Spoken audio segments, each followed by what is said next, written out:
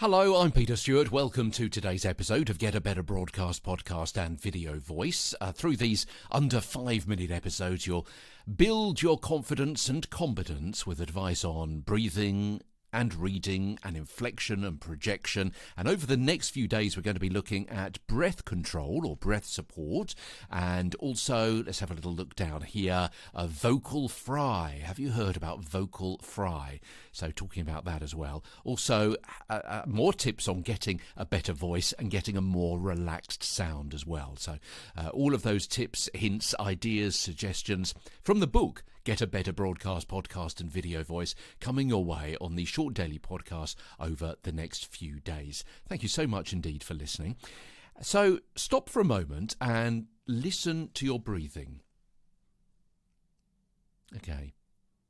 Of course, now I've said that, you'll be aware of what you're doing, and so it may change. But usually the ratio of an in-breath to an out-breath is roughly the same. Yeah, they take about the same time.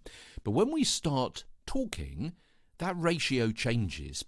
A quick half-second snatch of air here and there between sentences may need to provide the fuel for 10 to 15 seconds conversation. And if you're reading from a script, you'll need to perform this kind of fast snatch, slow release while talking at a consistent rate lots of times over several minutes. For example, think of a newsreader, for example. If you practice fast snatch, fast release, it can lead to gabbled sentences and a garbled meaning. So we need to be able to control the air as we exhale it. Breath control is controlling the rate at which you use your exhalation, using your lung capacity and the strength of your diaphragm, which we spoke about a few days ago, to provide appropriate airflow across your vocal folds. It's done through diaphragmatic breathing, using your stomach muscles to control the push of air from your lungs. If you rely on your weaker throat muscles to control that airflow, further up the pipe as it were, then you'll hurt your vocal folds. It's just not what they were designed to do. It'll also mean that you may end up breathing in the wrong place. I don't mean Chatham, I mean midway through a thought rather than at the end of it. And that'll disrupt someone's understanding of your message. It'll give the impression that you lack confidence and self-control. Let's look at that again. Breathing in the wrong place if you don't have enough breath control.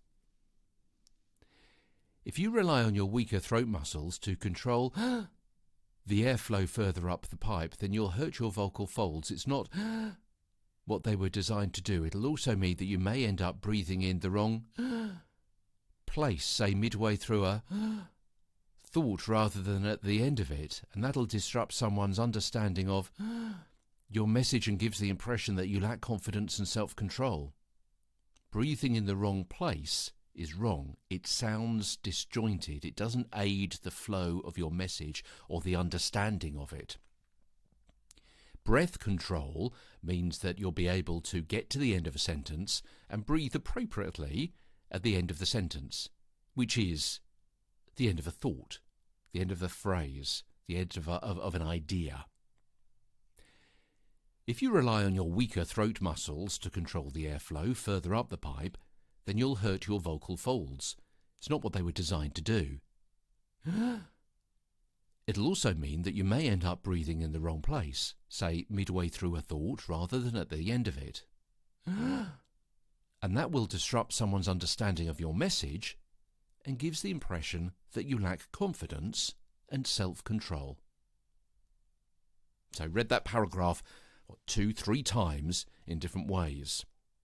Obviously, I'm exaggerating with the sound of the breath. You wouldn't be making that sound. But just to show you where the breaths go, for better or for worse, to help aid understanding. It's to do with breath control.